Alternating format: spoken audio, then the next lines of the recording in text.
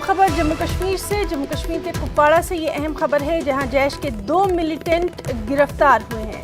हथियार गोला बारूद भी बरामद किया गया है। गिरफ्तार मिलिटेंटों का ताल्लुक सोपोर से बताया गया है। दोनों कुपवाड़ा में नौजवानों को बहकाने पहुंचे थे। मकामी नौजवानों को मिलिटेंट सफ़ों में करना चाहते थे शामिल, और इनके पास से 7 लाख रुपए नकदी भी बरामद की है। बेहद अहम खबर जम्मू कश्मीर के कुपवाड़ा से है। जैश के 2 मिलिटेंट गिरफ्तार हुए हैं। इनके पास से हथियार गोला बारूद बरामद किया गया। गिरफ्तार मिलिटेंटों का ताल्लुक सोपोर से बताया गया है। दोनों कुपवाड़ा में मकामी नौजवानों को मिलिटेंट सफ़ों में शामिल करना चाहते थे। इनके पास से 7 लाख रुपए नकदी भी बरामद की गई है।